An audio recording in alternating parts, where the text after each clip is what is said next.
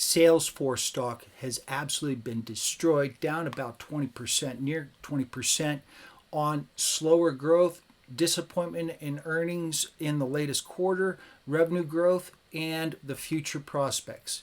One of the big keys here is that AI is not going to pay off anytime soon. The other factor is the economy itself. Their Salesforce is starting to see the results of a slowing economy. Because of that, CRM stock, Salesforce stock, has sold off sharply. Let's jump in. I want to break down what's going on with Salesforce stock. Take a look at the numbers and what to expect. The fact is, though, it might have sold off a little too much. Let's jump in. Here's a look at CRM. This is Salesforce stock. And as you can see, there was a huge move downward from 270, about 272 half, all the way down, touching below 212. That's a massive move for this company. Looking at the sort of bigger picture, a big chunk of market capitalization just got taken off. They're now sort of in the midpoint from where they were all the way back to 2020 during COVID. The bottom's down there. Now they've been down there before again, 2023. We've seen two big moves higher. What is next with Salesforce stock? Let's take a look at and break down the company itself. Look at its metrics and ask the question, what happens next with Salesforce stock?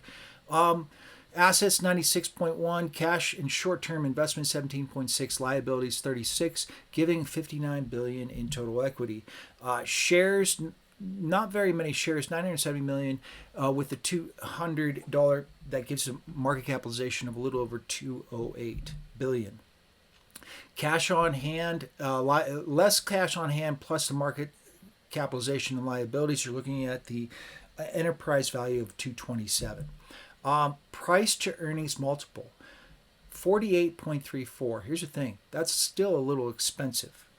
The broader stock market is trading right around 30. Now, although the company could be yielding something positive in the future, the fact is they're still a little pricey. I wouldn't be pulling the trigger here. I'd be waiting probably 6 to 9 months until the U.S. economy itself has mellowed out per se. Price to sales and price to cash flow, along with price to book, you can see there. Let's break down each of these, kind of give you an idea. Price to earnings, 48.34. It's been all downhill, a big slide. Price to sales, 7.49. This is a little higher comparatively. Price to cash flow, 21.94. And as you can see, there's a bit of a drop there.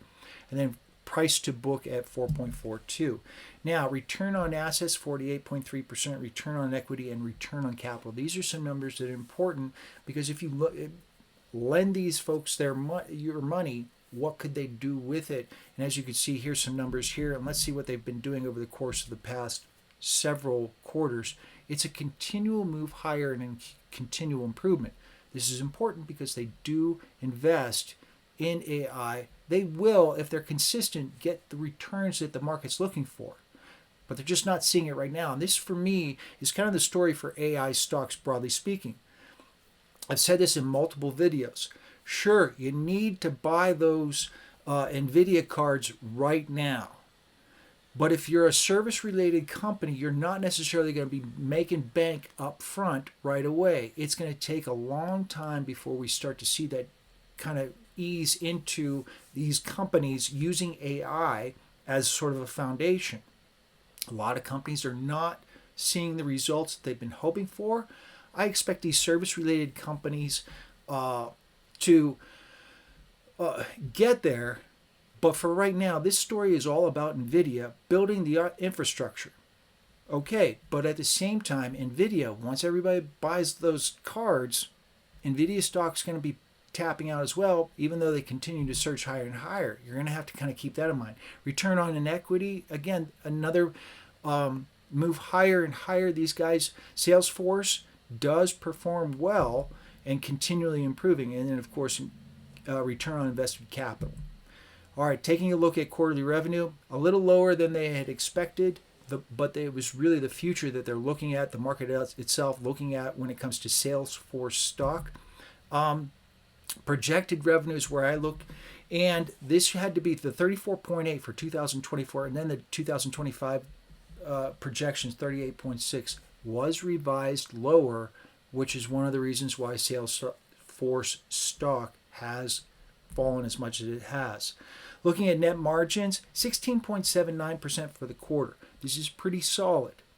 And this is important because the broader stock market, you're getting about, I think it's about 10.75% right now in net margins. So if you have some place to invest your money, you're looking to optimize that investment. And finding a company that can invest and get a return and net margins are higher than, say, the broader average, your investment theoretically should improve over a course of period of time.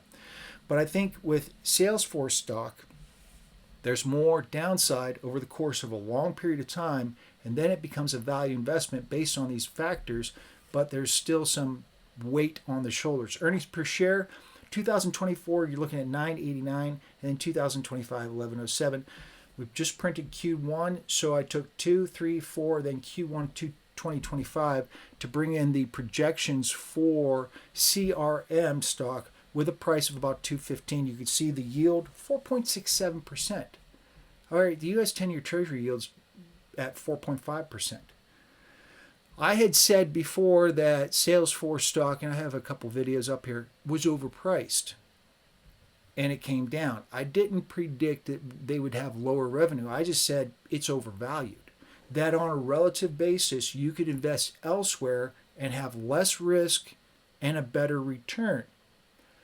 As it turns out, because of economic factors, because of the investments in AI not paying off as fast as investors are hoping, of course, my call on Salesforce stock moving lower panned out, but not for the reasons why I said so.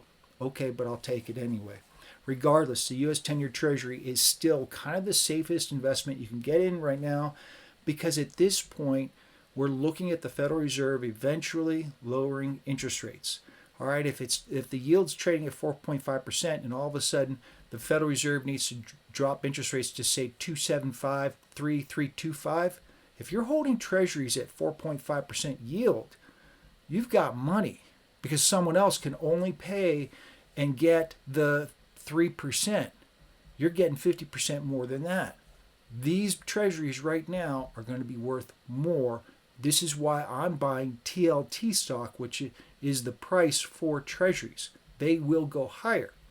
Downside risk, limited. United States Treasury, number one. Number two, Federal Reserve is lowering interest rates.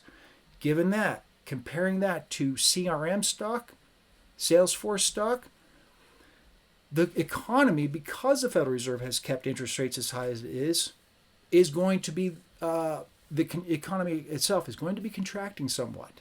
So any upside potential probably has risk involved with Salesforce stock.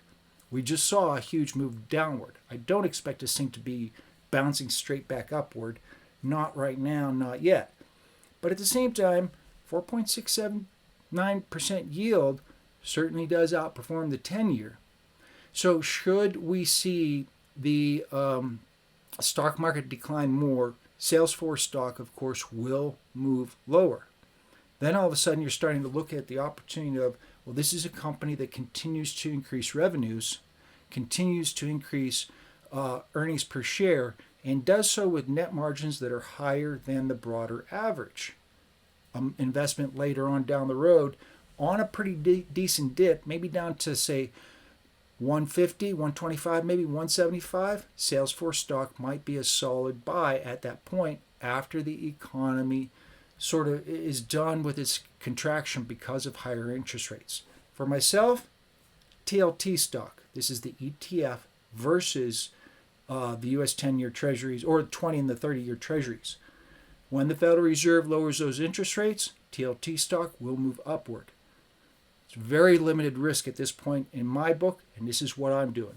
Salesforce stock, I'll pass. Make sure to hit that like and follow button if this is the content you're looking for, where I break down Salesforce stock or other stocks, broadly speaking, based on fundamental data points. I've got the Substack link down below. We'll see you in the next video.